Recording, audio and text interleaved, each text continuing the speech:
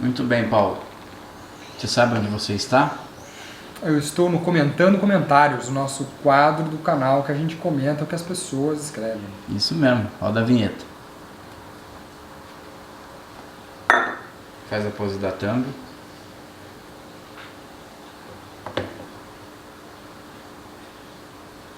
Boa.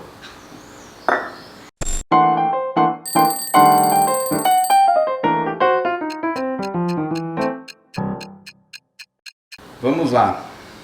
Comentários aqui do Instagram.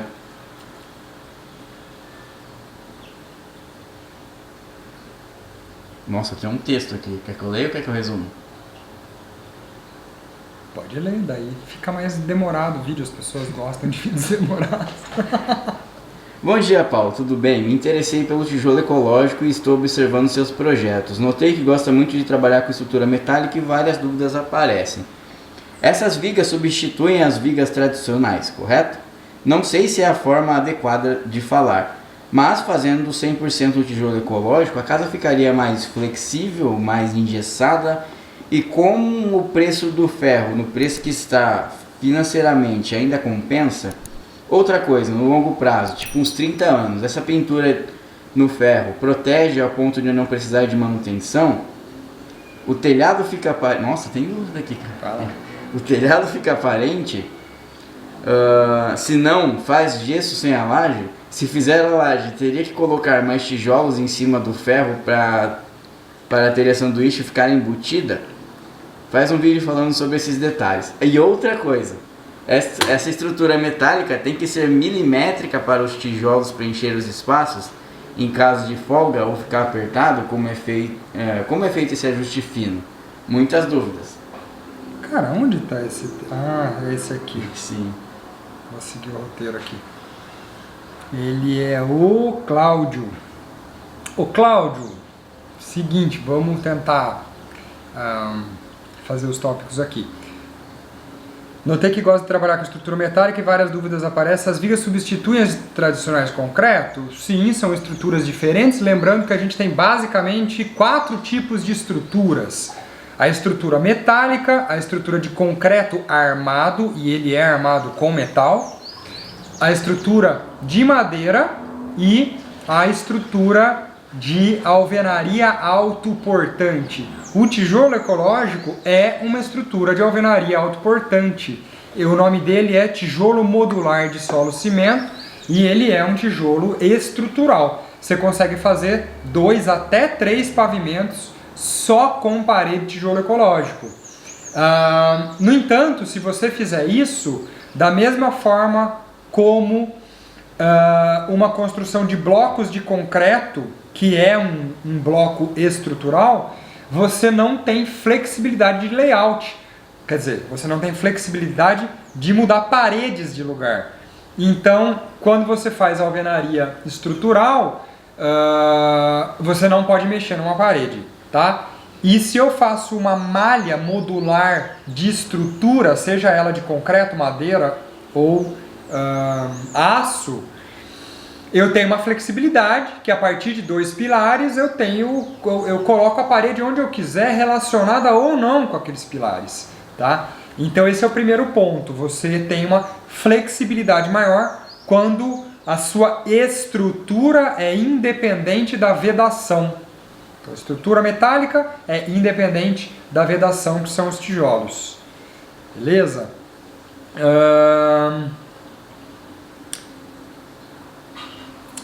Se o preço do ferro está muito caro, o preço da madeira também subiu demais, continua valendo a pena no meu ponto de vista, porque sai elas por elas, né? O preço de um metro quadrado de construção convencional custa o mesmo preço das casas que eu projeto. Eu acho que vale a pena, porque eu creio que os projetos que a gente faz são diferentes e são melhores do que o modelo tradicional. Então, se custa a mesma coisa, eu vou optar pelo que é melhor. Então, vale a pena. No tipo, a longo prazo, essa pintura do ferro protege a ponto de não precisar de manutenção? Tudo precisa de manutenção. A manutenção na estrutura metálica seria a pintura, para que a oxidação, que é o fenômeno da ação do oxigênio com o óxido de ferro, ele vai oxidar, vai enferrujar, e isso é visualmente desagradável. Eu ouso dizer que jamais um ponto de oxidação, e os engenheiros aqui me corrijam se eu estiver exagerando, mas eu ouso dizer que jamais um ponto de oxidação vai causar danos estruturais num perfil de aço pesado de uma barra W numa construção, que é o que o povo chama de vigaí.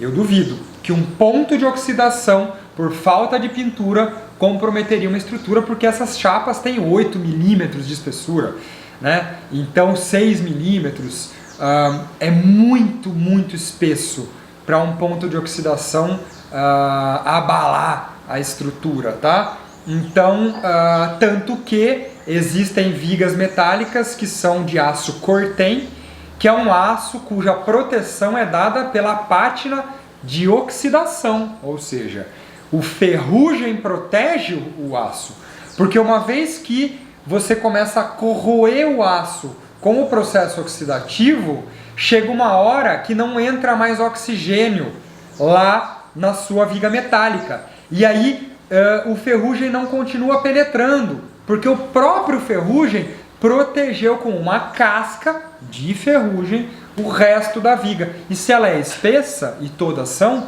você vai corroer ali 1 milímetro e o resto não consegue mais entrar. Então a manutenção a longo prazo, as estruturas que mais duram na natureza, olha que curioso, pessoal. As estruturas que mais duram na natureza são de que materiais, Iago? Nossa, agora você... As construções mais antigas da humanidade são feitas de que materiais? De terra? Não. As mais antigas? As que têm mais de 1000 anos. São feitas do quê? Mais de 1000 anos? Ué, vernacular, não é? Não, as estruturas são feitas de que material? Madeira? Pois é. As estruturas mais antigas que existem são feitas de madeira, pessoal. Madeira. E várias de aço também. Lembrando que o aço começou a ser difundido a partir de 1800 e tralalá, né? 1850, depois da Revolução Industrial. Então, a Torre Eiffel, que é um projeto de 1889, quando houve a grande exposição universal de Paris, ela tem mais de 100 anos. E ela está lá, bonitona. Então, e ela é de ferro. E ela é toda enferrujada. Se você já foi para Paris, olhe os pontos de oxidação, e não são poucos que tem na Torre Eiffel. E ela está lá. Então, é uma falta de conhecimento que traz esse medo, receio com relação à estrutura metálica. E por incrível que pareça, a estrutura que menos dura é a de concreto armado. As estruturas de concreto são as que menos duram. Então, olha que curioso como é a nossa cultura, né? Que valoriza o concreto armado em detrimento das outras que são mais duráveis. Então, não se preocupe com isso.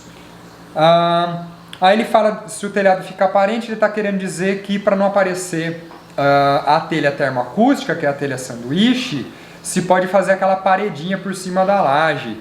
Ele está querendo dizer da platibanda, né? Que é quando eu tenho aqui a telha, é a parede que esconde o telhado. Eu evito ao máximo fazer isso porque eu gosto de deixar a telha aparente, né?